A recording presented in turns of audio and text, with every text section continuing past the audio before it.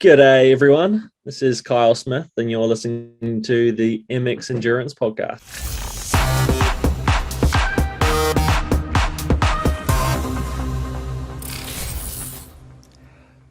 Welcome back, everybody, to another episode of the MX Endurance Podcast, where we look at everything that's been happening in the world of endurance sports. My name is Tim Ford, and I'm joined by the penultimate legend, the sexy shepherdess, the sexiest voice in triathlon himself. He's back, James Bale. Welcome back to the podcast, mate. Mate, you find me at the sort of tiredest, least healthy, least fit version of me that the podcast has ever seen, I think, right now. It's just, I'm descending into the busiest, most sleep-deprived, non-triathlon, non-training version of myself. And I need to pull myself together, really, and get back on the horse. How are you keeping? Yeah, good. You are right. It is that time of the year. I'm about to get on the road for a month. I'm hitting the road for, I'm going to be doing some work, then I'm doing some racing, which is exciting, and then back, and it's basically Christmas time. So we are getting towards that time of the year when we start to wrap things up, but it's a good problem to have. I'm doing Laguna Phuket Tri next weekend, and then I'm in Phuket for like 2.5 weeks of training before heading over for the Bahrain 70.3. So it's good, man. I'm looking forward to getting back. Like I've said a lot, I think Phuket's one of the best training locations around, and I haven't been able to be there since I literally was there in 2020 when the pandemic kicked off. So it'll be good to get back there after nearly 3 years. How's your fitness? How's your fitness holding up? Pretty good, actually. I'm training pretty well. I've had a few little niggles which are bothering me, but I'm like at that point where I'm just doing everything I possibly can now to try to make them less of a problem. I've got bloody prehab, rehab, all this stuff I do. It's crazy, but I guess it's getting older, mate. I think I'm starting to realize, I'm not a young spring chicken anymore, and the body requires a little bit of maintenance to stay in shape. Yeah, I spend most of my time now lifting weights, just trying to stop injuries happening. You know, I was talking to a friend of mine the other day, and he's like, I've been so why am I coughing? I've been so obsessed with trying to get my body fat percentage down that all I've done is just starve myself for like 2 years. I'm like, it's probably not the right approach, man. He goes, so I just thought sounds reasonable. Maybe I'll like focus on building muscle, and then I'll increase my muscle mass, and that'll decrease my body fat percentage. I'm like, funny how that works, isn't it? Like, yeah, it's possible to build muscle and get lean at the same time. You just got to be, pretty careful about it. So you are back, mate. You got the week off last week. You were, as you said, you were busy, and I've been doing a fair bit of podcasting my way. I recorded last week with Joe, and then I've recorded this week's interview. I also recorded that last week with Kyle Smith, and it's a big one, and it's wide ranging. So we don't have too much to get into this. I think we're going to touch on a few little bits. I've got a bit of a rant. How did Joe Skipper hold up taking my place? These are big shoes to fill. I tell you, has he got the silky voice required for podcasting? Absolutely not. He there's a lot you can say about Joe Skipper, but he's not a posh man like you are. But what he lacks in poshness, he makes up for in knowledge of the sport. Because what I like with Joe is, again, like as I said last week, Joe sort of suggested, he said, I'd be keen to come on and have a bit of talk about the racing. And again, didn't prepare for the episode, just knew that we'd be able to sit there and talk for an hour about basically 70.3 worlds. And it's great. I mean, I saw somebody commented on YouTube and they said it's one of the best talks they've seen Joe have around triathlon. And I'm like, you don't see that. So, like, I've said this a million times. Joe is a true fan of the sport and really understands things from a different, me and you can sit here and talk about what we see and what we think or whatever. Whereas Joe is, firstly, talks to all the pros, he knows them, but he's also in and amongst it. So he's able to explain things or understand things from, like, he's got really good race IQ, I guess you'd say. And I find that so fascinating, especially talking about a big race like 70.3 worlds, to, I guess, get that inside track or really understand what's happening. And people, because a lot of what you see about Joe Skipper is the kind of piss-takey, having a laugh side, that people don't credit him with the insight that he's got, Exactly. And, scratch the surface, it's there. Absolutely. And I think, again, I had a good time chatting with him, and I think the reaction's been pretty positive online. How good's online at the moment, mate? I was thinking... It's a fucking bear pit, isn't it? Isn't it? Speaking about the Joe interview, I had this very interesting exchange on Twitter this week. So one of the big hot topics that came out of 70.3 was obviously the Sam Long penalty. I don't know if you've seen what happened, but I did. Sam basically got this garbage penalty, and then Ironman came out and said, "Oh, what actually happened was it occurred 60 to 90 seconds before the penalty was given, so it was off camera, so you didn't see it. So don't worry, it's not what you think it is; it's some other thing." And I remember thinking, "Fucking hell, that doesn't sound right." So before I recorded with Joe, because I wanted to make sure that I actually knew what I was talking about, I went back to outside and I've rewatched. I literally got my stopwatch out, and from the moment Sam came on camera, I timed it until he got given the penalty. It was about 3.5 minutes. And someone I think I started on Twitter, was like, "You and Joe have made a lot of claims without proof. You know, what happened was off camera. Ironman have told us it was off camera. So you don't, what you said is not this thing." Did they confirm what the penalty was for? No, they just said it was for slotting in, but it apparently wasn't what happened on camera. And right. I went back and I'm like, "Hey, he was on camera for 3 minutes. It was clearly what they said it was." And they're like, "Actually, no, it wasn't. I watched and the camera cut off him." And I'm like, "Fucking hell, mate. I literally sat there. I thought, you know what? Don't believe your lying eyes, Tim Ford." I know. And I also love that the burden of proof on a podcast apparently is quite high. I mean, I must have missed that when I studied evidence in the law for my law degree about the high standard of evidence required to present an argument on a podcast. But I was just luckily, mate, Elon Musk, our savior, is riding to the online Twitter, riding to rescue online Twitter behavior. How lucky are we? Did you see that? How lucky are we that the bastion of free fired speech willing to spend $44 billion to buy something that's going to make them fuck all in the long run? Well, Zuckerberg fired 13% of his staff. So 11,000 people got fired from Meta as well. It's like, it's just, I just can't see it catching on. Look, maybe, like you said earlier, I can't see it catching on.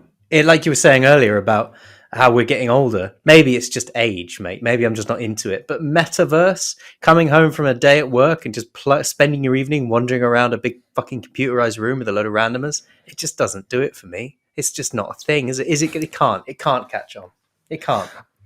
I saw that, I think I was talking with Chris about it. Apparently they're saying that they're also going to do like Zwift riding and stuff, but it'll be in the metaverse. So you put your headset on before you jump on the bike and do your Zwift ride. But I'm like, you can get fucked. Doesn't it? Yeah. Firstly, how hot and sweaty I get with apparently this huge paraphernalia on my face.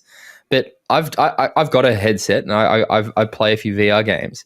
And as soon as there's movement that doesn't move with my body, like for example, I'm in a boat attacking a monster, and that makes me so motion sick. I'm thinking, fucking, imagine you're on a bike and this thing's turning and going up and down.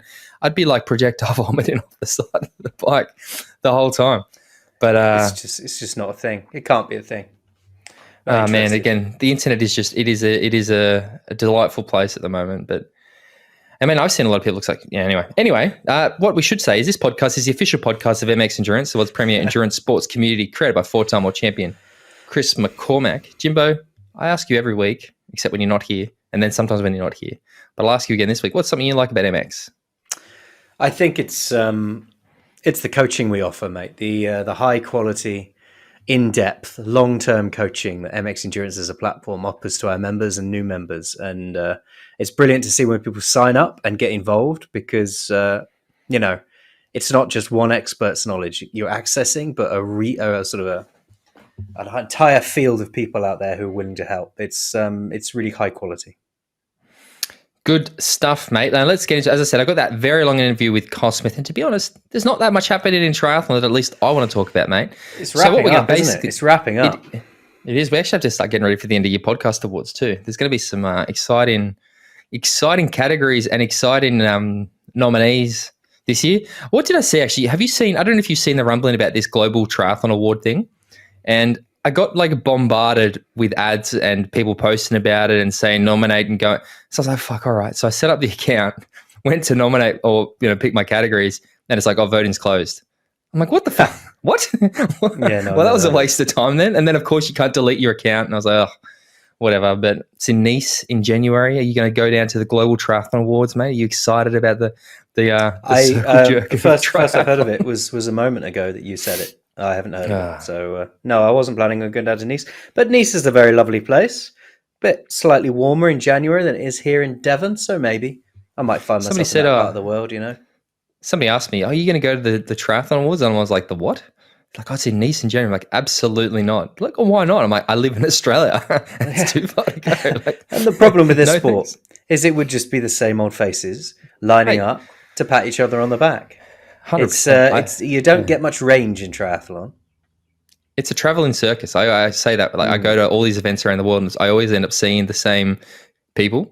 And I'm like, oh God, I hope that I never want to become that person that's always, I mean, I am to an extent because of work, but it is really, you do see the same faces everywhere you go. Yeah. And I find it quite funny. So anyway, let's talk about something that wasn't funny. World Triathlon Championship racing was back in Bermuda over the weekend. We saw two absolutely exciting races, or one very exciting race and then one dominant race. Again, of our new method of not necessarily just reading through the reports. Let's start with the women's race. Now, again, basically, what happened in the women's race? Flora Duffy attacked. Maya Kima closed the gap, and those two rode the bike solo, and then Taylor Knibb and Beth Potter ran past Maya to finish first, second, third. You have Flora Duffy winning in Bermuda after coming, what was she, 6th and 70.3 worlds. Taylor Knibb coming second after her win in 70.3 worlds. And again, I thought it was incredible to see just how dominant Flora Duffy is at this short course racing. And I guess there is this gap, you don't want to say, but whatever you call it, between 70.3 and World Triathlon Championship racing. Flora Duffy, so good. Yeah, what a performance. I mean, I picked her as my wild card, I think, for the 70.3 worlds because I wouldn't have been surprised to see her up there. And I think her showing at the 70.3 worlds, as we can see here, isn't reflective of a lack of form, just, a difference in style of racing when she's so dialed into this distance and putting out the kind of performance we saw here. She's remarkable, mate. She really is a remarkable athlete. And it's lovely to see her coming to Bermuda, which is her home country again, and winning, taking this victory out like she did in such dominant fashion. And also, got to say, brilliant to see Maya up there performing as well. 6th place overall, but being a key part of the race. I was really pleased to see it. Well, it's worth noting that a lot of people, I mean, reading the summaries and reports, people, I guess, don't even know this. Maya actually twisted her ankle like the day she arrived in Bermuda. She had scans done and there was no fracture, so it was just soft tissue damage. So like, oh, she can do it. But like, I think they literally, like Maya had come out and said that she doesn't even know she's going to be able to finish the run. Like it's basically an unknown. And you could see that she get off the bike and she was basically wincing from the start. So she ran like 34 minutes or whatever, I can't remember that. But to hold on to 6th with a busted ankle after that dominant a bike performance, like again, we have been talking a lot in recent times about how strong Taylor Knibb was on the bike at 70.3, and I understand drafted, non-drafted and stuff, but Maya closed that gap to Flora, and then they went away and put 40 seconds into that group. Like Maya Kima is swim bike run. She's got it as well, Matt. And I really hope to see Maya step up to 70.3 in the next couple of years, because I think she's another one that she sort of flies under the radar a little bit, but she steps up to distance. She seems much more of a diesel. She always does well at the Olympics, less than the sprints. So I assume it would apply as well to the longer stuff. But again, Taylor Knibb too, mate, really is, she's had a weird year this year, sort of had this injury and then has come back and just seems to be hitting them out of the park at the moment. Bang on. It's going to be interesting to see how this unfolds in the final race of the season, because what are the standings, Tim Ford, as we enter the final race? So we got Georgia Taylor Brown, who's leading. Again, one thing I have to say, people, whatever they want to say about Super League, at least the points are relatively simple. These fucking thousands of points thing. Yeah. Georgia Taylor Brown leading 3,925 points. Second place, Flora Duffy, 3,856 points. Beth Potter's in third with 3,369. Laura Lindemann is in 3,200. Taylor Knibb, 3,190. Cassandra Beaugrand, 3,181. Taylor Spiver, 3,105. Maya's in ninth with 2,571. Now, I did get this because, again, I know that the final round has extra points, and I was curious about what it is. So points for victory in Saudi Arabia increased to 1,250 from 1,000 for the championship final, and with each subsequent place receiving a deduction of 7.5%. Even the difference between first and second is 1,156 points. So, Abu Dhabi, sorry. What did I say? Dubai? Saudi Arabia. It's on my mind, mate. I've seen so much on social media about it. It means it's going to be close, hey, because Georgia's been great, but there's some name. There's potentially going to be some names in Abu Dhabi who could, sort of throw a cat amongst the pigeons here. And again, it's going to become one of those races where Flora has to win and Georgia has to be beaten by X number of people. But I'd say it's going to be pretty good to see because it's quite close. Yeah. I've always wondered, why are the points in the thousands? Fucking knows, man. I've never even questioned it. But it is stupid, isn't it? It's fucking stupid. It's ridiculous. Again, watching it, I'm just like, I don't know. Somebody has just gone, make it. I love the thought they're sitting in the World Triathlon board meeting. It's like, okay, so 10 points for a win, 9 points for a second, 8 points for third. And they're like, make it 100. And the other is like, make it 1,000. Make it 1,000. Like Dr. Evil, 1,000 points. Like, yeah, it is what it is. But it means that we're going to see, I think, a pretty exciting finale. I think Georgia Taylor Brown's, she's been the form short course athlete this week. And again, it's easy to say Flora was incredible, but Georgia wasn't in Bermuda. I don't think it matters so much. I think Flora's in striking distance, isn't she? With those points there and what's on offer in Abu Dhabi, Flora is within striking distance. Georgia Taylor Brown has received her knighthood today, I think.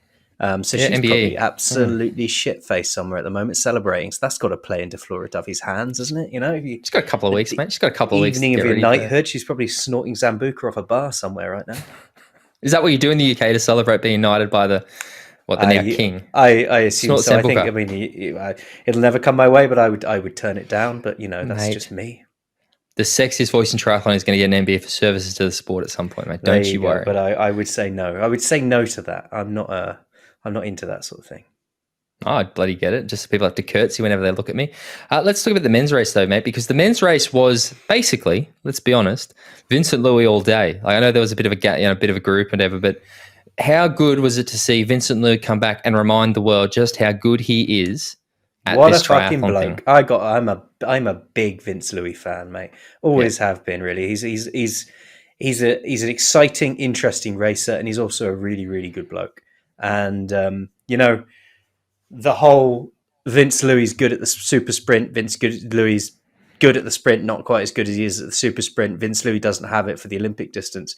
It's so good to see him come over to this distance and show that he's got the quality to perform, because he did it well as well. It was domination.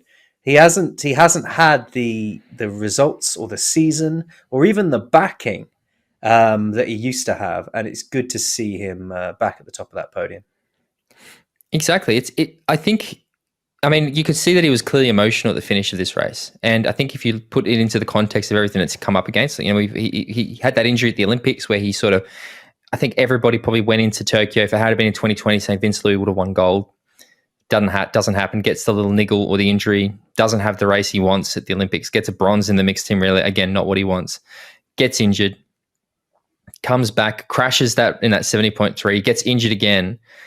And again, there's word, again, I don't know if it's confirmed, but there's word that he's lost, or basically France has said, we're not focusing on you for Paris. They're putting their efforts elsewhere. So Vince is sort of like in this zone right now where he doesn't really know what the future is. And I know that he's looking to go to the middle distance. I believe he's going to be racing a couple of 70.3s this year. And I guess we've even said that we're not quite sure where Vince is going to go with middle distance, because we've said it a bit as well, that he's probably really good at the short stuff, but then he sort of isn't excellent at the Olympic. And then he comes out and does this thing. Yeah, and you're like, exactly. Jesus, I was very happy to see Vince Luis have this dominating victory, because he's an athlete that is good for the sport. And again, it's nice to see not Hayden, Alex, or a Norwegian winning a piece at the moment. I'll lay my cards on the table, mate. I want to see Vince Luis win in Paris. I do. I think it'd be great for him. It'd be great for the sport. It'd be great for France. It's a story. I think it'd be amazing. Performance like this, mate, certainly makes it back in the realm of possibility. Hey, like, I don't think anybody would have expected him to make his return and do this. And the fact that he has, I reckon there's been some internal discussions in France going, what did we say? Maybe we should reevaluate. And again, maybe that's what fired Vince up. And he's fifth in the standings. It's easy to think that he would be drifting far down the table, but his season hasn't been tremendous. But he's still fifth overall in the WTCS Championship. You know what I mean? So it's not like Vince Luis down in 20th place somewhere, but he pulled a victory out because old days and all that. He's still a force. Now, the other one that I'm curious about, I was expecting. I've said this year. I said Alex here, he's basically winning on, he can win on demand these days. Wasn't so good here. Finished fifth. I would have expected Alex here without a Hayden Wild in the field to do what Alex does. But again, what we've always said is Alex has that tendency to not really putting the work on the bike and just sort of run through the field. And again, you look at Hayden Wild. Hayden is arguably one of, if not the strongest cyclists in the sport. So tends to pull Alex up to him. Mm-hmm. Where suddenly you've got a Vince Louis back in the pack, who is a front pack swimmer and can bike like the clappers. And you see Alex not able to bridge the gap. Like, I find it very interesting to see how much of an impact an athlete like Vincent Louis can have on a race. I mean, Alex might have been off, but it's going back to that whole idea. You don't have Hayden pulling through, having Alex jump on, and then indeed. And when Alex hasn't got an express ride to the front or a wheel to hold, then that does make a big difference to an athlete like him, because he's not the sort of swimmer. The beauty of Vince Louis is his swimming quality is second to none. So he's at the front, and then he's got the bike, and then he's got and the run. So, I mean, Alex has got a hell of a run, but he has not got the swim or the bike to make sure he's up there all the time. But he uses his competitors to bridge those gaps, which is a skill in itself. But like you say, I mean, everybody has an off day. We can't read into things too much. Going into Abu Dhabi, I mean, Wild is in the hot seat for the championship overall. If Wild wins and Alex comes second, then Wild still takes it.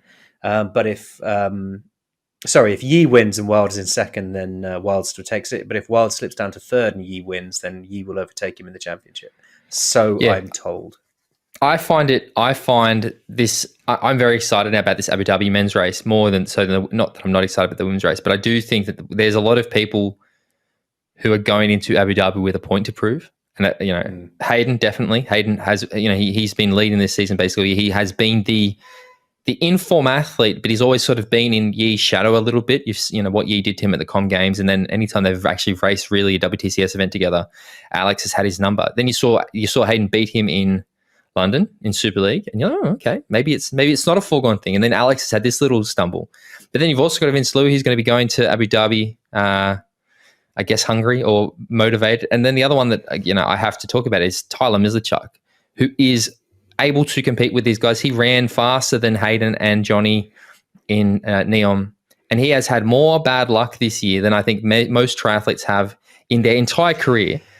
Yeah, and it's genuine bad luck, isn't it, from Tyler's perspective? It's very easy sometimes to think, athletes bemoan bad luck, and it's just the harder you work, the luckier you get, or the less fit you are, the harder you're chasing, so the bad luck comes and finds you, sort of thing. When you haven't got what it takes anymore, you push a little bit harder and slip out on a corner. But it's been genuine bad luck for Tyler this year. Stuff, sort of thing that is illness comes along, or flat tires and stuff. You're just like, oh God, when's this guy going to get broke his derailleur on the weekend? That's what happened to him. Literally, derailleur just hit a pothole. Derailleur shit itself. Had to get the entire system replaced. And apparently, the mechanic said to him, "It's like 1 in a million chance of this happening."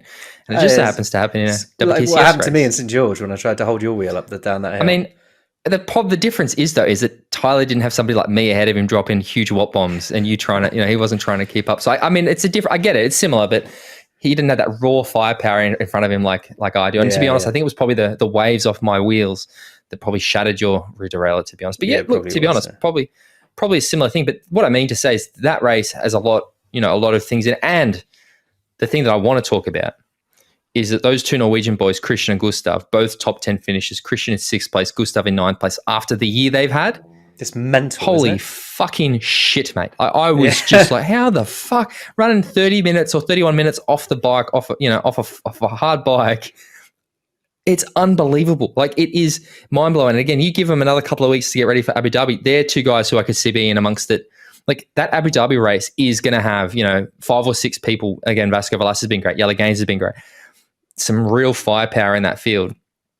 And I don't know what's going to happen, mate. And I'm excited to see it. Yeah, it's a race I'm going to watch. It's a race I'm going to put some time aside to actually watch, because I haven't, despite being the world's biggest triathlon fan, I haven't watched a huge amount of triathlon this year, unless we've been there in person, simply because of external pressures and busyness. But I will put some time aside and watch Abu Dhabi, because I'm intrigued to see how the season rounds out. Now, speaking of social media, like I did earlier, I put out a tweet this week, which was basically after Kona 70.3 World Subs, like all the stuff that the Norwegians have done to finish, 2 top 10 finishes for the Norwegian is like absolute madmen. And somebody commented and be like, well, Taylor Knibb came first at 70.3 hours and she came second over the weekend. I'm like, are you implying that I'm sexist or something? I'm like, Taylor's incredible. She didn't race Kona, man. She didn't race St. George. Like, it's not the same. And I was like, you're right. Didn't have Kona, but if she did, she'd be amazing. But I'm just like, you really, and I keep saying this, like, you have to, we can't, the rule book's gone, man. The fact that these two have done that, like, I think if you saw Gustav was, walked off the course in St. George, looked broken. What was this, a week later to bounce back and come ninth in a WTCS event with this field? Fuck, it's impressive. And he was only, a couple of, what was he? 10 seconds behind Alex Yee, for Christ's sake, who is the best short course athlete this year. Like, yeah, it's going to be interesting to see what happens. And I was saying this I don't know who I was saying it to, but I'll ask you. If Gustav Eden goes from the Ironman World Championship in Kona, he's got the 270.3 titles, he's got all the PTO titles, and manages to win gold in Paris, is that the most impressive performance in the history of the sport? Oh, comparable I think it is. Comparable to that time, some guy wore a white tracksuit suit in Ironman Lanzarote, mate, in terms of impressive performances. That was most stylish performance. That was most stylish performance. Yeah, sartorial. No, I think it is a hell of a thing. I love, more than that, I love how these boys are going to be scrapping for that sort of, because 1 minute it's Gustav, next minute it's Christian, and at the moment Gustav's got the momentum. Obviously he's Ironman world champion in Kona, something that Christian didn't manage. St. George, as brilliant as it was, it will be a footnote in the history of the sport, because it's not Kona, which I hate to admit, because I'm the one who's always banging on about Kona doesn't matter, but turns out it fucking does. And and I love how it's 1 minute, and then in a few months' time, me and you might be going, well, if Christian does this, this, and this, because he's just done that, will that then? And I love this this one-upmanship they've got. Yeah, no, it's very. It does make, because I think we've also assumed that we've heard the Norwegians are going back to Olympics and that we're not going to see them at Ironman and stuff next year. Bullshit. Christian's definitely going to be in Kona next year. Like I would bet the house on Christian being in Kona next year. I think every interview, everything I've seen him say has been like he can't get it out of his head that he lost, and that sort of Christian Blumenfeld I think is fucking dangerous. Like, I just don't think you want to. Like, we've seen Christian obviously want to go and win things, and he's a very motivated individual. But I don't think we've ever seen him. I don't think we've ever seen a Christian who's had something taken off him that he thinks is his. And that's going to add an incredibly different element to Christian Blumenfeld that I wouldn't want to be one of his competitors against, because he's already probably the best triathlete in the world. And now to be like with a chip on his shoulder, yeah, look out. Yeah, man, cornered. It's we'll see what happens, eh? Well, good. WCCS happening. That Abu Dhabi race is going to be fire in a couple of weeks. Hayden probably is going to win the championship, which I would love to see, because Hayden is a champion. But speaking of Kiwi triathletes, I'm going to drop in my interview that I recorded with Kyle Smith. It's quite a long one, guys. We hope you enjoy it. We cover a whole range of topics, and we'll be back afterwards.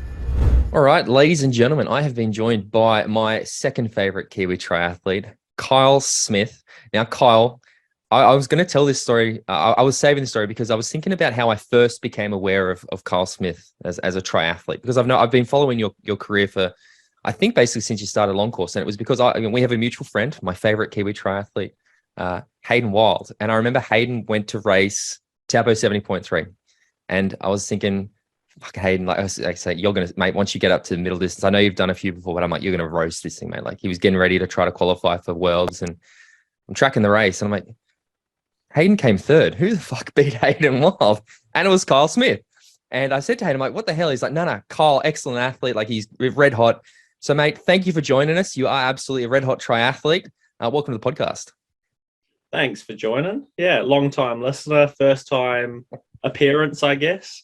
Yeah, that was, I think Hayden's my favorite triathlete too, above myself. I'm actually surprised I snuck in number 2. There's actually, I thought Braden would be up there. I thought, we see, I cop so much shit for like every time. I think in St. George, I picked Braden as my like wild card could podium. And every time I do any picks, you fucking Kiwis are at me going, what does Braden Curry have to do to get picked? What does Braden have to do for you to pick him? And I'm like, fucking hell, like I rate Braden, but it's like, you know, there's a lot of talented athletes. So I think it's the Braden fandom that keeps coming at me that maybe bumps him down to third place, mate. So he's such an allure. He's just such he's like an anti-triathlete, isn't he? That's why no one picks him. He's just hides away like a little hobbit down in New Zealand, lives on a mountain, goes on adventures, and then comes out and just, I had him picked too. Like literally, like I was like, oh, he's gonna be like, I literally was like, yeah, he's gonna be dangerous. And everyone else was like, nah. Like I was like, nah. If there was any course designed for Braden Curry, like St. George was it. Like, and obviously a shame what happened in Kona because that's the other one that he does really well at too. So yeah. The thing I think was weird that I felt like there was a period maybe during the pandemic or like, because you're right, Braden sort of does these incredible performances, then vanishes. And I remember I was talking with somebody about Braden. It was probably last year, probably early 2021 or late 2020. And we were talking about Braden Curry. And I was like, I thought Braden was retiring. Like, you know, he just sort of like vanishes so often. You just like the assumptions, I guess we haven't heard from Braden. He hasn't raced for a while. Maybe he's sort of wrapping up. Then he comes and does that St. George performance. And I was like, oh, nope, he's absolutely red hot. But we are going to talk about St. George, mate, because I think that was a pretty good performance for you too. You know, you were pretty good there, mate. Yeah, it was an interesting one. I was bitterly disappointed with it, and I feel like this for me. I'm quite a realist. I'm never lining up. I always line up in the start line, pretty aware of what I'm going to do on the day. Like I'm not someone who goes in thinking, oh no, you know, like, I guess there's some people who go, I'm going to smash this, I'm going to win, and then they're really disappointed when they get something, whatever. But I really honestly thought before the race, like my numbers were going super well, pretty much off the charts almost in terms of my perspective, and in Jan's perspective too, he had me picked for the win. He said to me like quite a few times that he was like, you know, I think that he couldn't wrap his head around how it would go wrong basically, but then. Yeah, I think a few things happened kind of in hindsight. Like I got quite sick back in just before it, but I also had this quite nasty bike crash that until now didn't really rear its ugly head. Like I crashed going down Descent in Girona, quite a famous one, Zell's Angels, and I came around a corner, it was almost like the perfect storm of crashes. I came around a blind corner, hit a rock that was just perfectly in my way, and then just burst my front tire. And then I basically like whiskey throttled the brakes, went over the bars, smashed into the side of the rock, basically on the side of the trail, and burst all my face open. But I walked away and I was like, wow, like thank God for like drinking milk when I was younger. I'm like, walked away, I've got no broken bones. I fixed my puncture, rode home. I was like, I needed stitches in my chin, but that day I was just having a day of it. I was just not in the mood, and I was like, I literally got gaffer tape my chin up. Went to bed that night, woke up in the morning. Okay, I'll go sort it out. And then I went to see a nurse friend, and she said, mate, you're supposed to get it stitched within the few hours because now it started fusing. And I was like, oh, it's my money maker, man. Like, it's my current modeling career. Yeah, exactly. You know, I better be good with my legs now because my face ain't doing it for me. And I actually got really good. It's almost like it looks like it's been stitched up perfectly. It's worked out quite well with the gaffer tape. So, but anyway, so I crashed, and that was 2 or 3 weeks before St. George, and I came around all right. Like I had a big bruise on my shoulder, and I had to take a few days off swimming, but I was okay.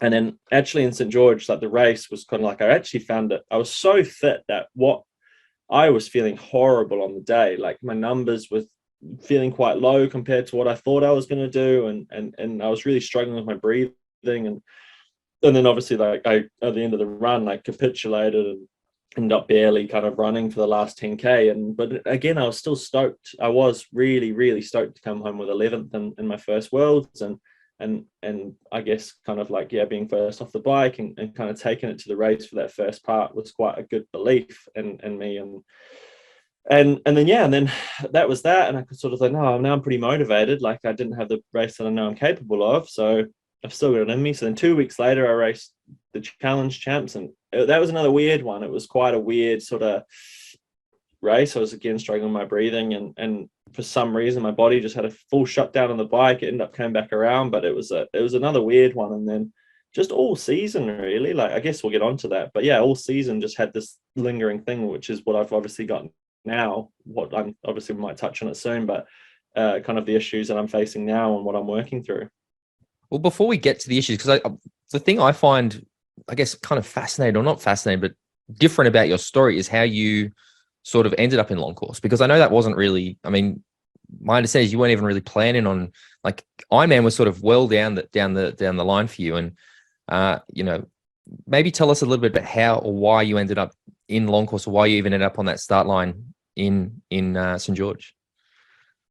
Yeah, so it was a weird one, really. Like, so I guess to do that, we kind of have to cast our minds back to 2019, and that was sort of like, I came to Europe and I was very, very much on. I barely made it, basically. You know, I was living literally out of a backpack and living race to race and making decisions based on, you know, am I going to go to this race because they can offer me like a certain amount of money or whatever it was, and I was literally living like I had no sponsors.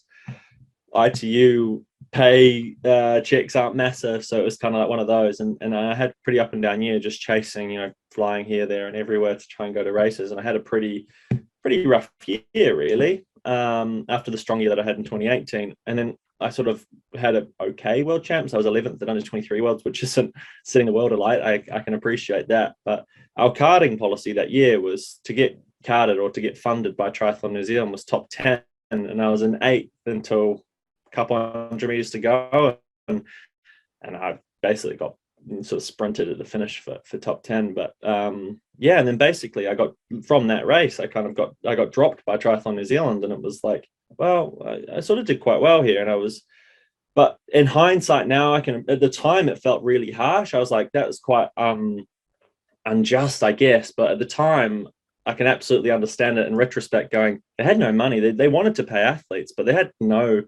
trying to keep themselves afloat, really. And I guess it's like, here, got to get cut, or it's pretty brutal when it's like that. So yeah, I obviously got cut from the program and went through a pretty kind of messy breakup and stuff like that. And I just needed something to pour myself into, almost to kind of like just not dwell on what had happened. I'm always kind of thinking that, just trying to move forward and just trying to, you know, put myself into a goal.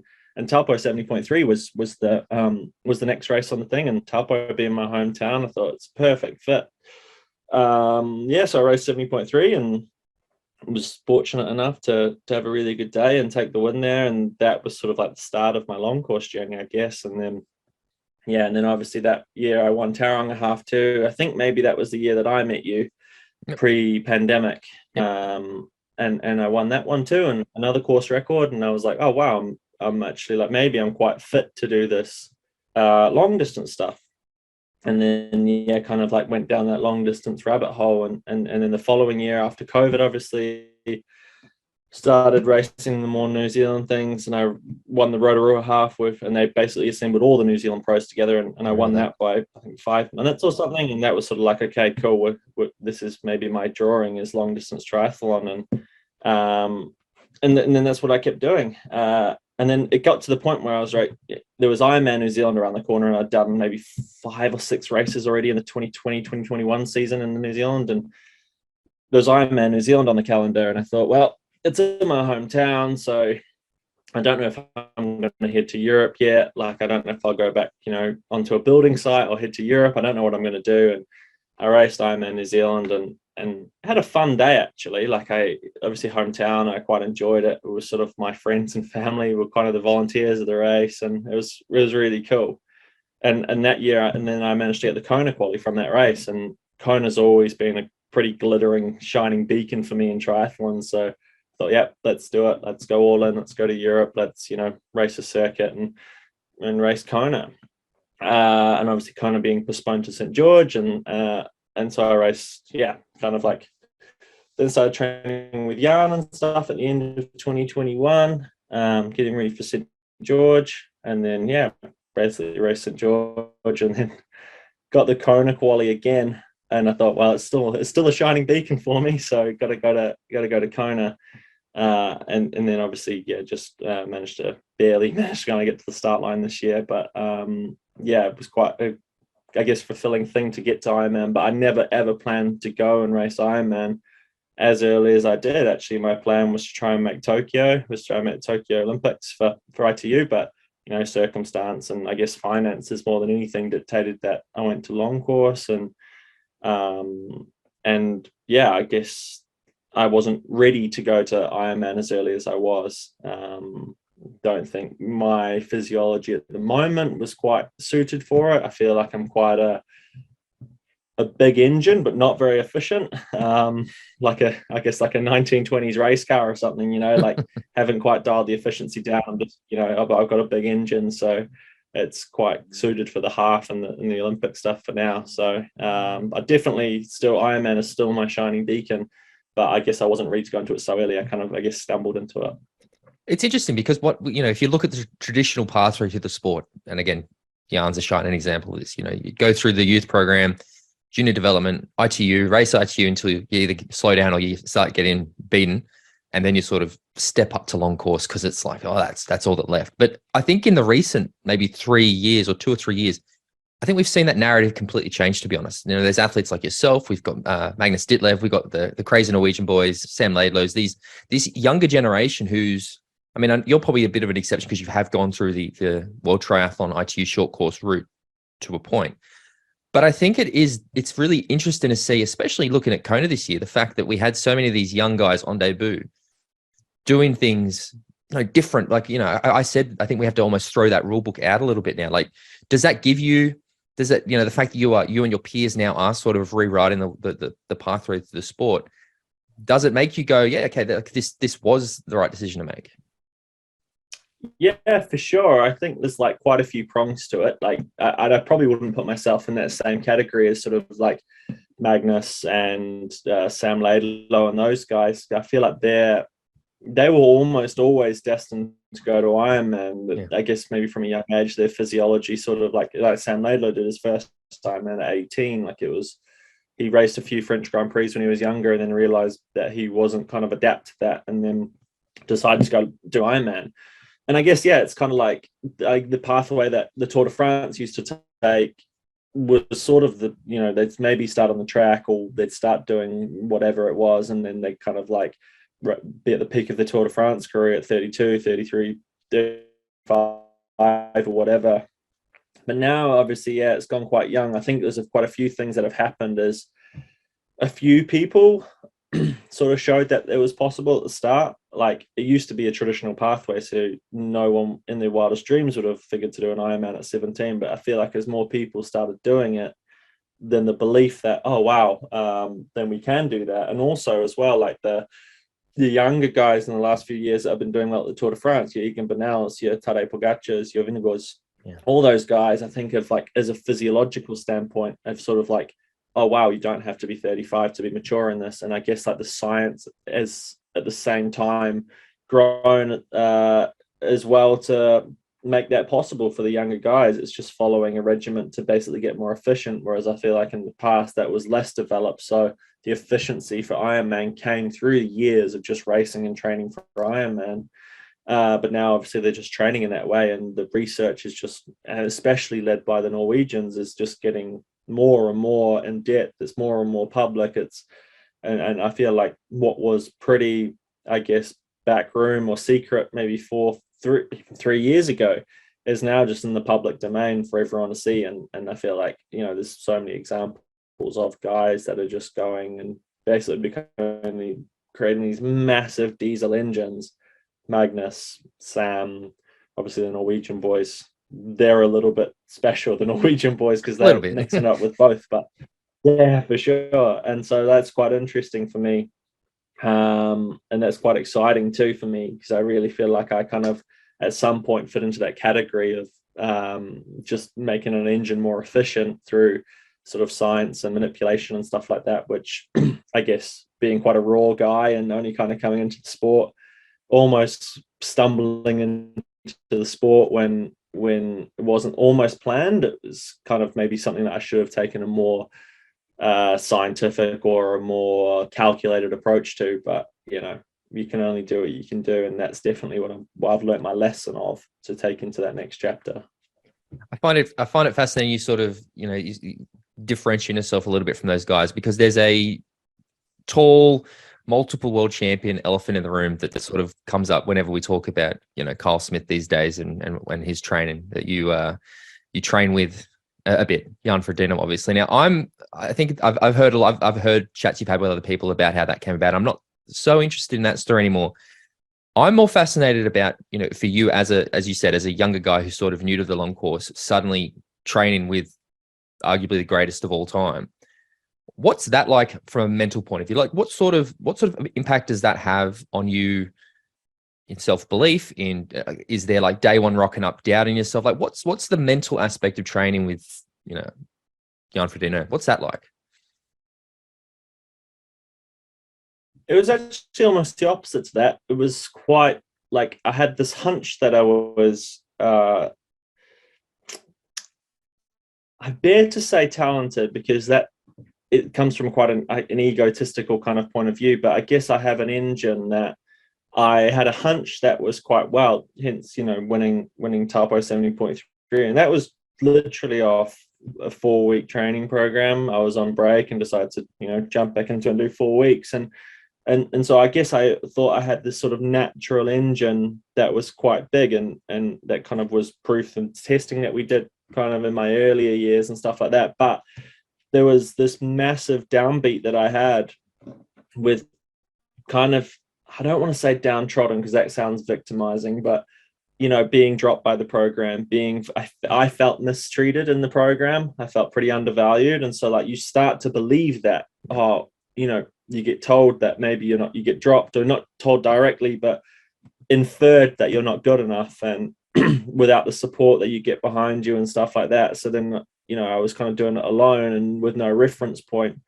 And so then when I started winning, 70.3s and coming to Europe and doing quite well over here and stuff too, it was quite a reassuring thing, but still you have that doubt in your mind. And maybe I'm not up to this, maybe I'm not up to scratch, because I guess the global idea of being the best in the world is quite alien. You don't know what that looks like or what that's quantifiable as. But once I started training with Jan, I feel like he was a great mentor for me, and he really believed in me. But also, like, I could then put, my numbers against other numbers and say like, oh wow, like, and he's saying every day that, like, oh wow, you're super talented, you're riding super strong, and so he installed actually belief in me training with him, that it was almost like a confirmation of what I thought I was capable of, but I guess I lost along the way through, I guess, just kind of being, just through the years in the program or whatever. But like I said before, it was like, in hindsight, I understand why that was. At the time when you're in it and you feel like the world's against you kind of thing, it was quite a hard thing to deal. But in hindsight now, with a more mature head, I can understand and look back and see like they were making decisions purely unemotional and just looking at facts. But yeah, it was so starting training with Jan was amazing, and he was really like a big brother to me. He took me under his wing and really helped me out so much along the way, and to the point where I think I've said quite publicly a few times, he brought a bag of clothes down for me from his house. I literally like, here's some clothes that I'm using anymore. I know that you don't have much, so here's some for winter, kind of thing, which was just like, it was super special for me, especially looking up to Jan as I did. Like, I got into the sport 2010 and living in Taupo with Bevan Doherty, obviously being the bronze medalist, you naturally look to the guy who won the gold. So it was really cool. And I've said it so many times that, like, Jan, probably the only person that I met where my expectations were here, and he just blew those out of the water, and he was just such a nice guy to me, and he really helped me out so much along the way, and he still does. So it's like, so that was just really cool, and we're still planning on taking on the world next year as well. I just want to, because you're talking about the impact of the federation and I guess the doubts that it created in you. This is like, hearing you say this, it's unfortunately a bit of a theme that I'm hearing, and I think people who follow the sport quite closely are hearing in the last, I guess, 18 months. There's been issues, I know, with the Dutch Triathlon Federation. I know that the Canadian Triathlon Federation's had issues. I mean, not just from yourself, but I've heard from other New Zealand athletes about some challenges they've had around with the federation. I know that Australia has had some issues too. What do you think about, like, you just talked about how being given reassurance or the power of belief has helped you grow as an athlete. Do you think that is maybe something that these federations or the model, which is, as you say, you need to win so that funding is based on performance, but do you think that maybe there is some disconnect with how these governing bodies are actually managing athletes? I think it's quite I'd hate to have this. I don't. It's a very difficult position for a lot of federations to be in. They're juggling a lot of people. I guess it's kind of like trying to be run a government or something too. It's quite difficult for them to come up with solutions that is best going to serve everybody. My only, I guess, thing is speaking from experience, is literally, I guess it's maybe three things. It's transparency, it's fairness, and it's caring.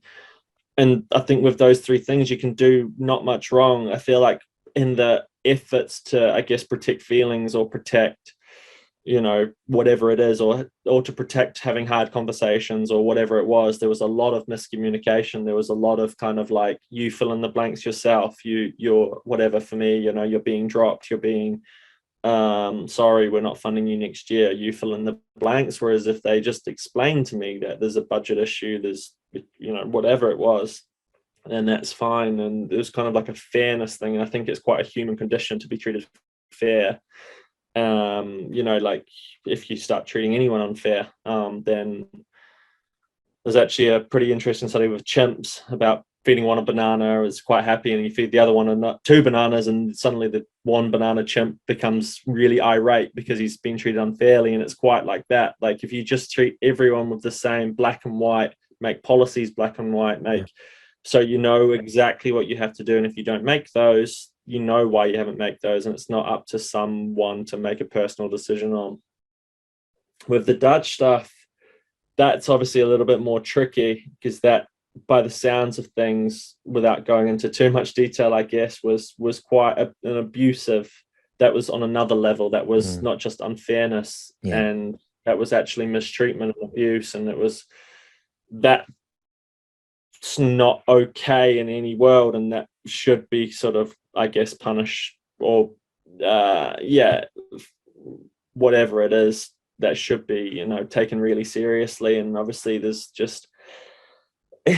a few things, I guess, going on there, and there's a couple that are like, I guess, quite tricky to talk about. But I guess there's certain, not, and obviously this isn't individualizing anyone out. I like I say, in hindsight, with Triathlon New Zealand, it was actually, we actually got an amazing treatment, but that transparency wasn't there. That was the only thing that was going on. So not in no way was this commenting on what Trans Ed policy or whatever was, but because everyone who's there, everyone who's worked there is just amazing. Like I say, I now can realize that in hindsight and take it less personally. But with the other stuff, I feel like maybe some of the roles that are filled by a certain, maybe some sort of personality type, and they kind of, I guess, want to have the reins and everything, and they want to keep the control. And unfortunately, that leads to some pretty not great circumstances for athletes. And I think it's all going to come out in the wash. And I think that the way forward in the sport, the future of the sport, is looking a lot better because of it.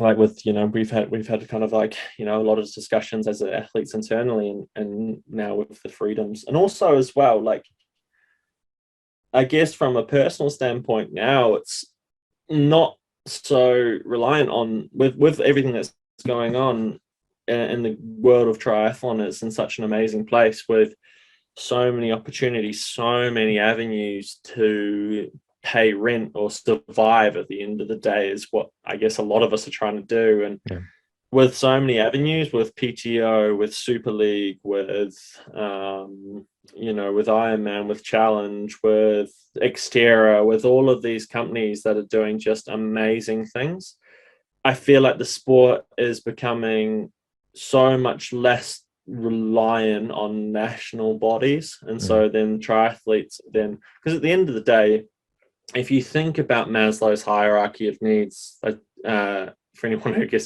I know what studied it a is. bit of psychology. Yeah. Basically, Maslow's hierarchy of needs is the foundation of the needs that you need in your life. So the bottom rung is survival, which is pretty common. It's air, water, food.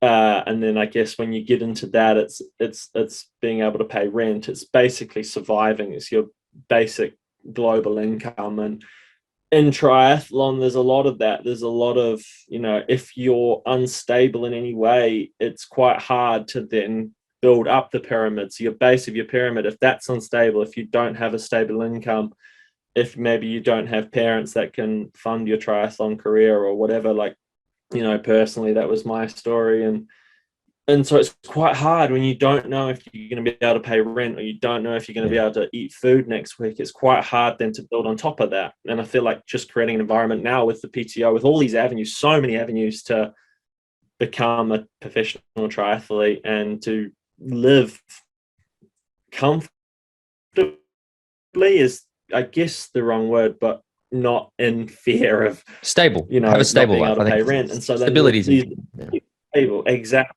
And then I think like the sport is just going to evolve to levels we haven't seen before, because there's going to be so many people who are stable because of all these avenues.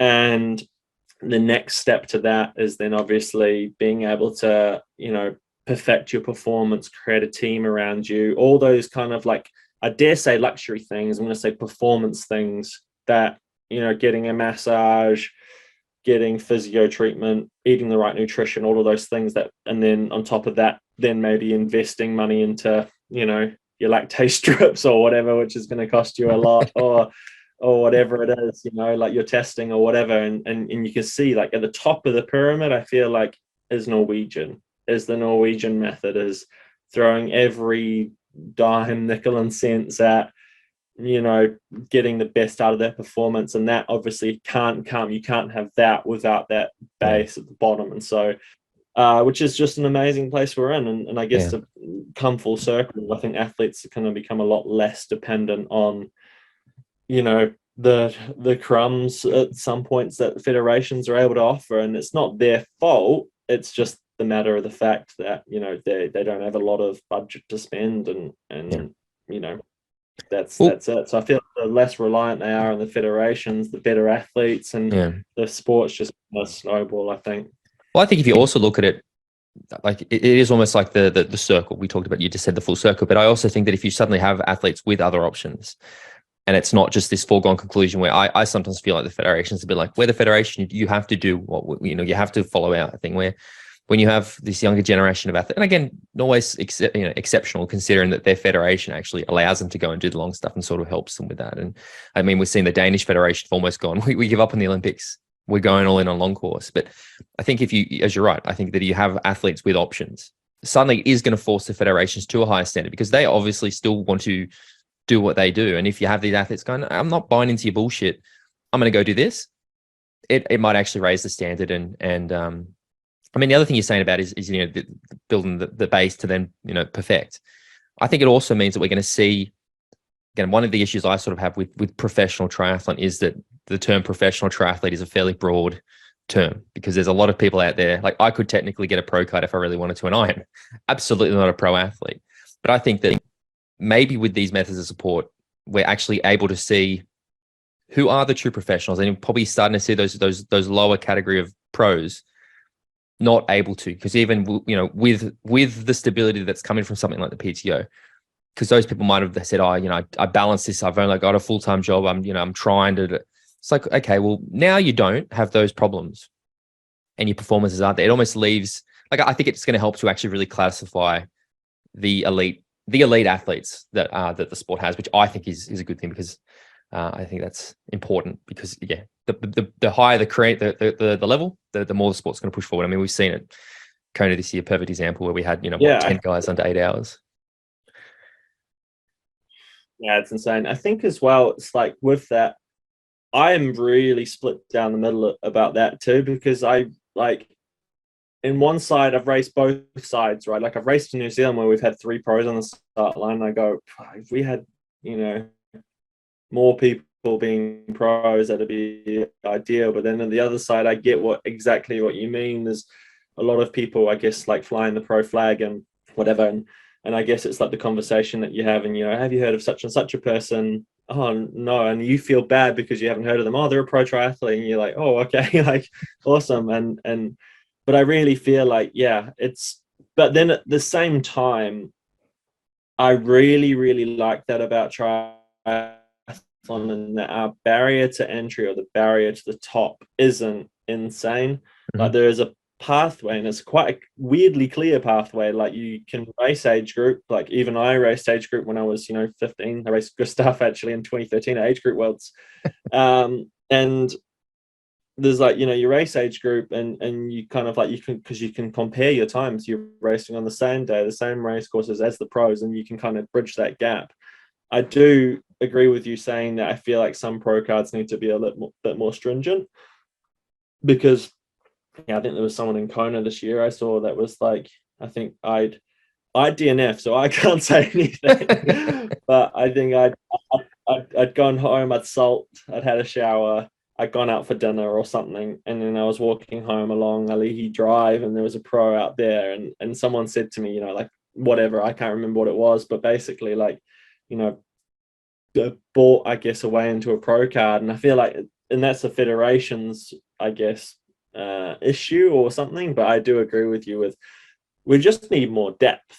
Imagine if there's 50 guys in Kona capable of going sub 8 hours. Yeah. And just like that becomes, because at the end of the day, we're a spectator sport, and our whole marketplace is viewership. And whether it's viewership on races or personalities or whatever, then imagine like 50 guys going, this is going to be a super exciting race, because any one of these guys could win. It's super deep. There's going to, imagine 20 people running on a Leahy Drive in a pack or whatever. It'd be super cool. And I feel like, obviously, law of diminishing returns, as everybody starts getting to those just razor thin margins of improvement, it's going to be really exciting.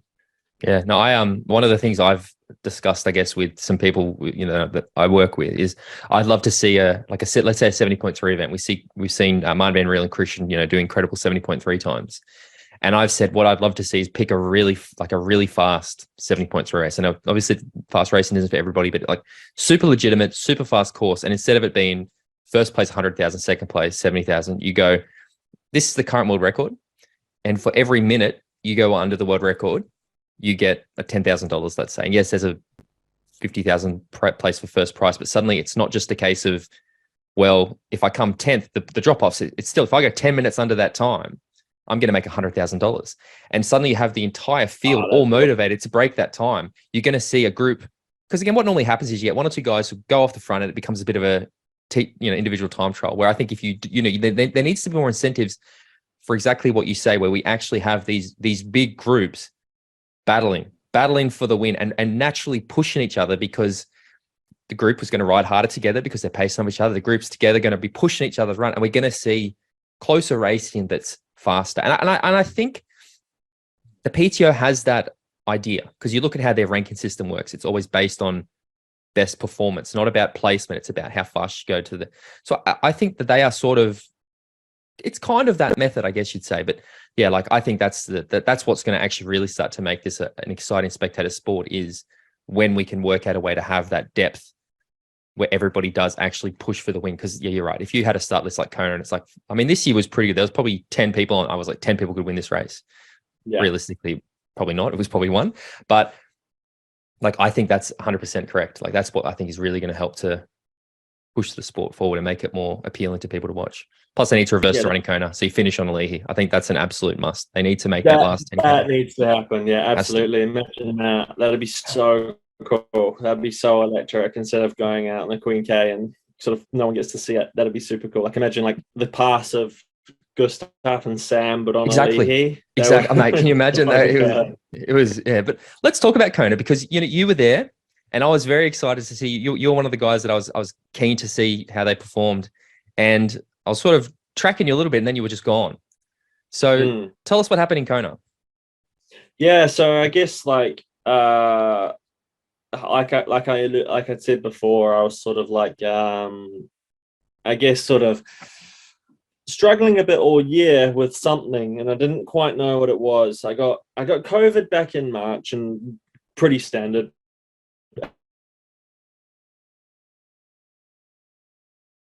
Symptomatic, and I was fine. And then after that, and I was so fatigued, and I've never had eczema in my life, and had a full-blown eczema breakout everywhere, and my immunity was just going crazy. Like there was some reaction going on in the body. I didn't know what it was.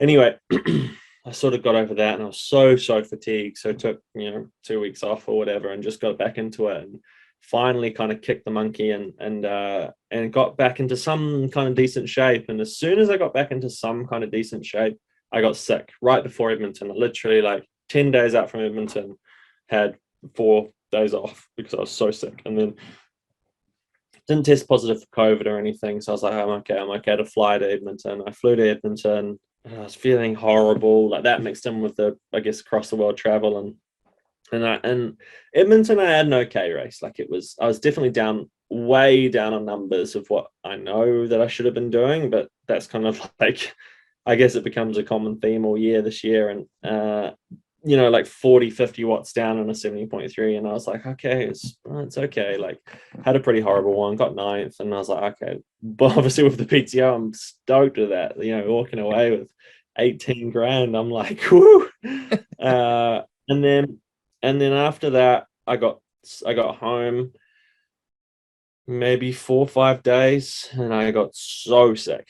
Like I basically spent 2 weeks, and when I say 2 weeks in bed, like I mean I couldn't get out of bed. Like my glands were swollen, the tension in my head, like I could barely move my head. Like one day I tried to go for a walk, and like even like the stepping was just killing me, and it was just like I was blocked up, chest infection, everything was gone. And I was like, this for sure. I lost my sense of taste, my sense of smell. I was like 1000% this is COVID. So what I'm going to do, I'm just going to, I'm not going to go to the cafe. I'm not going to go anywhere. I'm just going to sit in my apartment and just like rot for, I tried to go out for a bike ride. Couldn't do that. I was just so smashed. And anyway, so I spent like 2.5 weeks battling that. And then I came back, and I was like, had a few horrible days. I went out, my first ride back was a ride out with Hayden, and it was right before the Collins Cup, and I thought, nah, I'm still not great, but I came back around. And then I went to the Collins Cup, and obviously I was there to be a reserve, and actually I kind of like kicked myself into some decent-ish movement. I could actually kind of train at that point, and it was going okay. And I got back from Collins Cup, and I had a week or so that were like, it was all right. Like it didn't set the world on fire at all, but it was like very like, whoa. And then I went to Dallas, and Dallas was the first time I guess it reared its ugly head, where I was like, got on the swim, I felt so flat, got on the bike, and I wasn't suffering. Like I know what suffering is, I know what hurting myself is, I know what being unfit's like. This was just pure dullness, and it was just like, okay, maybe it's the heat, but I didn't feel hot at any point. It was super weird. And then anyway, in Dallas, I just shut down. Like it was like maybe 10k into the run less. I just like, my body just went from running 3:30 per k to 5-minute per k, and that was it. And I hobbled around with Lionel and kind of made it to the finish line. And I thought, usually I'm like anything before a DNF, like absolutely anything.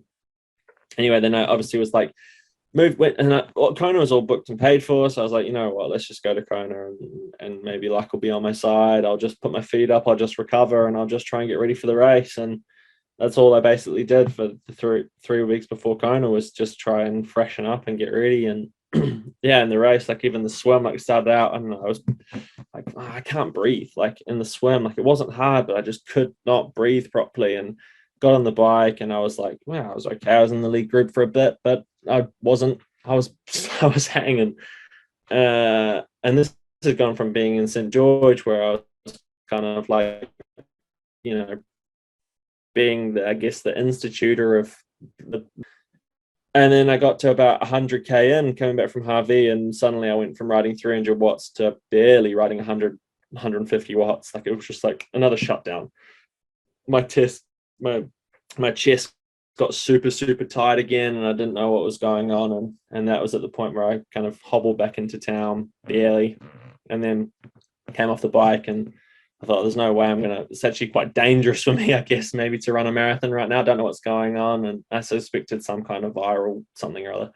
So then I came home, and I say home, I came back to Girona and booked straight away in to see a doctor, and got a full blood report and got a full blood scan, and basically got a virus in my blood. It was crazy. It was such a conflicting emotion. It was like, so I guess like confirming everything that I thought was going on, and quite nice to get an answer, but also like, oh man, that's scary. Like, you see your blood under a microscope and half of it's filled with a corona-like virus, whether it's COVID-19 or whatever the virus is. There's basically a COVID-like virus in my blood, and it's basically just making my body shut down and making my diaphragm not function and all sorts of things. So now it's just basically like, it was so nice to have like a diagnosis going. I'm not actually shit.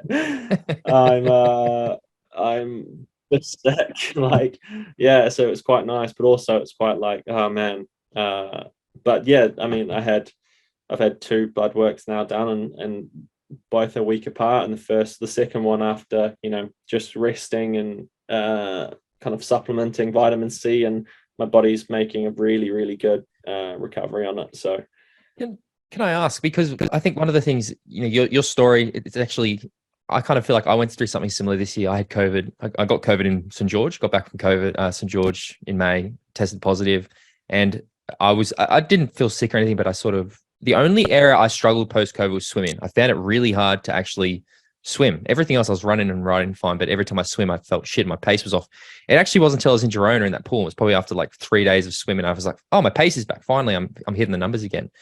But this year we've seen more big races than probably any other season in the sport in recent memory. We've got all the PTO events. We've got 2 world championships. We've got a 70.3 world championship, Commonwealth. Like, there's all these big races, Collins Cup.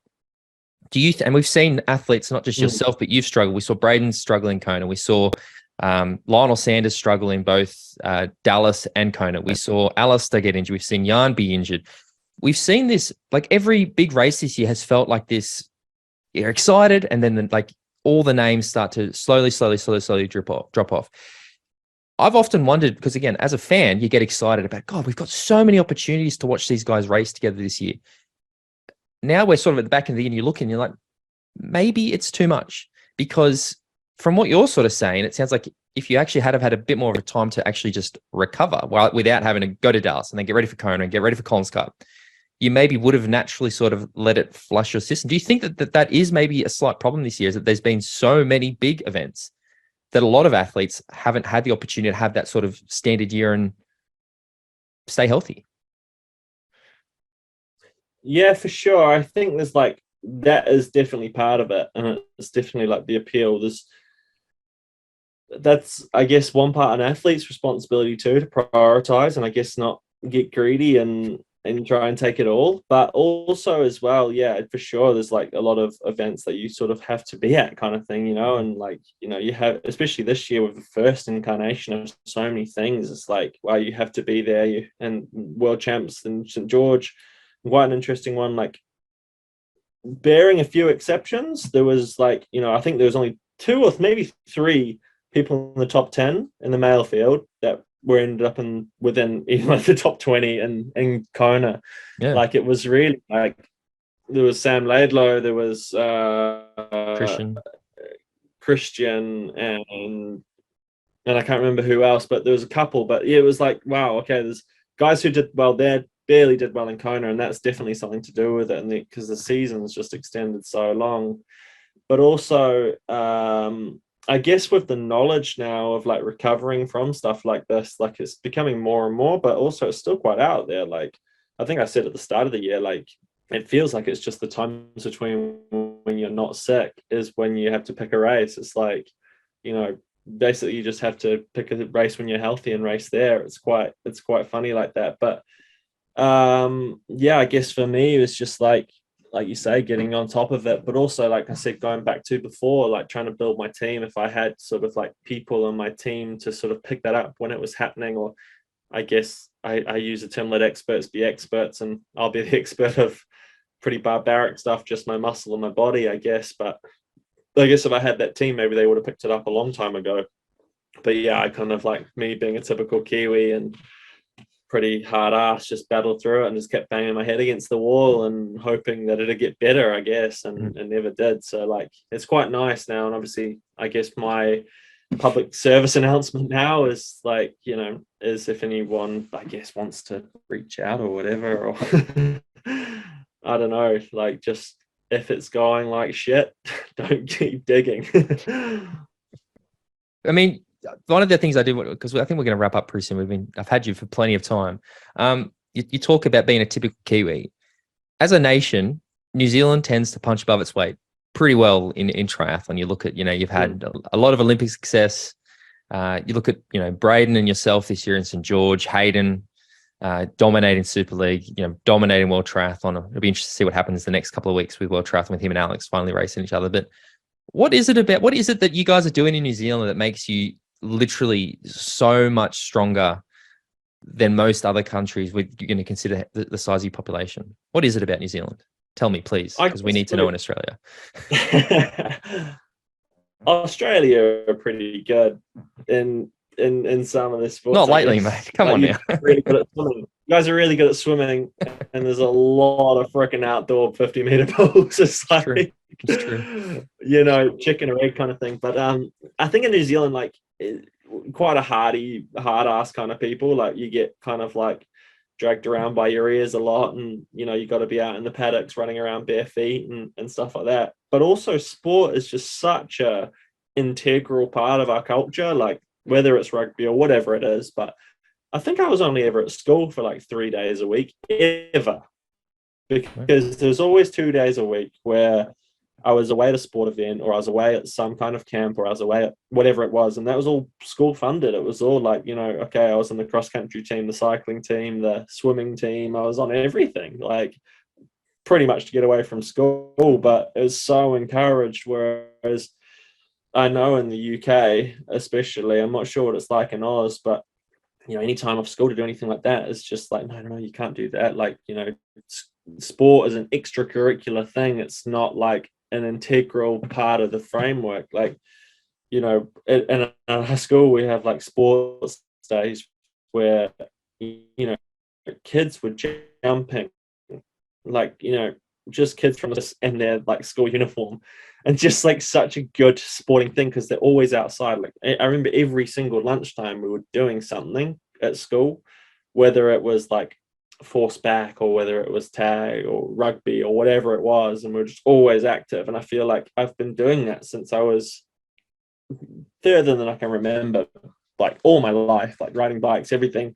And so you just grow up, and sport is like, I guess it wasn't ever something I opted into. It was just something I always did. It was, and I guess for many New Zealanders, like you look at Hayden, you look at Braden, and there's quite a funny thing, really, because like after everyone that kind of came and went, I guess throughout the sport, you mentioned us three, but there's obviously a lot more New Zealanders as well that are up and coming. But there's three of us, I guess, that are like, yeah, and obviously the guys that are in the past as well. But you've got Braden, who's like as rough as coal, like, you know, works on farms. He's out on a digger after training sessions still. He's very much a manual labor boy. And then you have Hayden too, who I don't know if many people know, but working as a landscaper, you know, that's right. After high school was working as a landscaper, doing multi-sport actually on the side.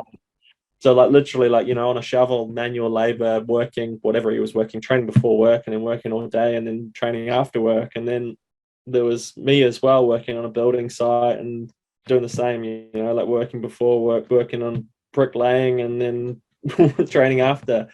And so I guess it's like there's quite a few of us doing manual labor, and like, yeah, sport then became our outlet. And, you know, we grafted like we always did, I guess, whatever we grafted. There's kind of a few things going on there.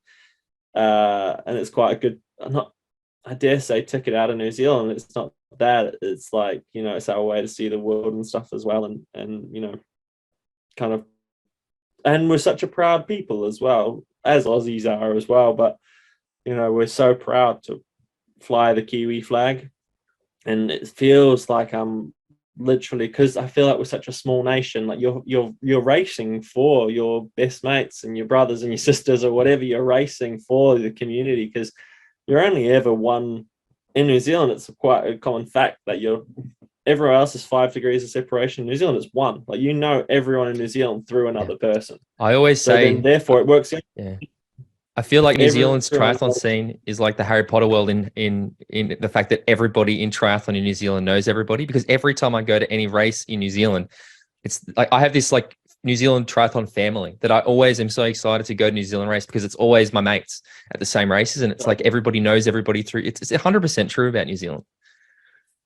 Especially when you go overseas too, like, I don't know, there's a sense of like camaraderie and pride, and it's the same like with like when you and I are in Australia, we're like those fucking Aussies, man, like or whatever. Like, you go to Australia, you're like, oh, you Kiwis always giving a hard time or whatever. It comes from like, it's like a brotherly love. But when you go overseas, you're like, this is my best mate. Like, it's us. It feels like it's us down under against the rest of the world. And I guess that's probably like, it's almost like we're a country that's not supposed to succeed, and therefore we're like, it's almost like a rebellious act. It's quite cool. And and it's, I guess maybe that's why, and just like a bunch of hard bastards, really. Like, nothing came easy. You got to work for it, and I guess a bunch of hard bastards makes good triathletes. So we know you're in off season. We know you're taking time to recover. What's the plan? What's next year looking like for Kyle Smith? Where are we going to see you next year? Yeah, so obviously now I just like get over my, I guess it's looking good. It's looking like I'll be recovered hopefully in the next few weeks, and then get back into some training. But next year is going to be interesting, actually. Like I said before, I really wanted to go to Tokyo. And that was my goal, and obviously I didn't make that, and that's fine. Like, I'm not, but I left ITU or World Triathlon it was just like I left and I didn't tend to it, I was just like, okay, I'm doing long distance, and now I'm over here. It was like I never.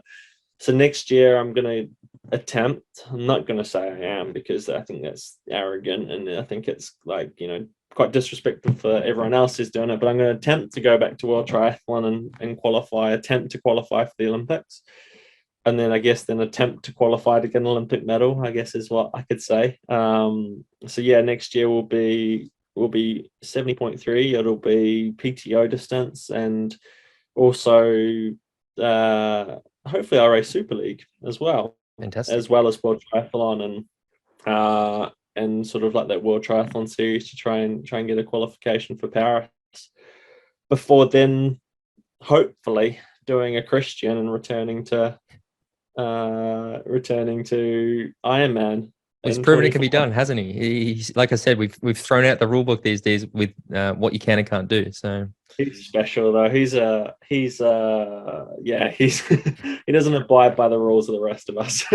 He's just like, honestly, I'm still in awe really about how he can sort of like, it'll be really interesting to see what happens this weekend at Bermuda. And I guess we'll touch on that. What he did at 70.3 Worlds was just ridiculous. Like, the guys.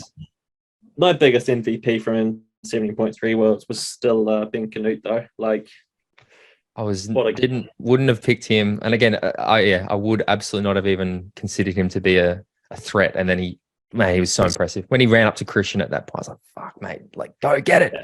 I still feel like Christian was maybe toying with him a little bit. I feel like Christian could have dropped him could have dropped everybody whenever he wanted. But yeah, look, mate, thank you so much for joining us. It's been an absolute pleasure to have you on. If people want to follow you, find out more about you, where can they find you? My physical address is send mail to. Yeah, I'm on obviously I'm on Instagram, Kyle Smith NZL. I'm not on Twitter. I've got a Twitter handle, but I'm not on Twitter. Nobody's on Twitter after Elon Musk bought it, to be honest. Yeah, exactly. Yeah, for sure. I'm actually doing a bit of YouTube now too. I subscribed the other day. Like and subscribe. Yeah, I'm currently in the process of editing my Screll video, but I'm learning a new thing. I'm horrendous at it, so it's taking a long time. But yeah, and I guess as well, like I think we talked about it on Instagram, ironically, but during my off season, I've literally like I've just recognized that I guess Instagram was just not, especially not being able to do the sport at the moment, was just bringing me like nothing. So I had to delete Instagram off my phone. I've only got it on my laptop and delete all social media off my phone because I was just finding I was just in that death scroll and just kind of like falling into those holes instead of being productive or treating my off season to kind of like stimulate myself or do whatever. So that's been quite interesting, actually. It's quite an interesting experiment I'm delving into, and I feel like it's been helping. Like I'm getting quite a lot of joy out of like the other things in life now, because I guess my dopamine isn't being hauled together in Instagram, which is quite nice, really. But yeah, it's quite funny that we talked on Instagram. That's why it took a day to reply, because I was like, oh, hang on, I need to get my laptop, so then open this up. And but yes, but no,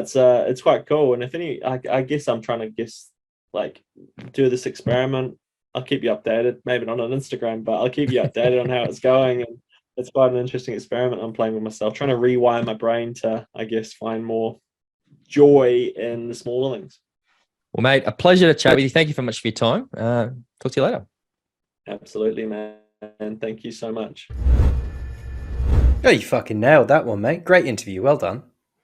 Thank you very much. Again, one of the big takeaways for me in that interview, I mein, I think Kyle's fantastic. He's such a nice guy, genuinely has such a bright future. Is he saying that he's trying to commit to going to Paris to try to assist Hayden to win that gold medal? And I'm like, fucking love it, mate. Like I love that, because him and Hayden are quite good mates. And again, I think a lot of people don't realize is Kyle was a very good short course athlete.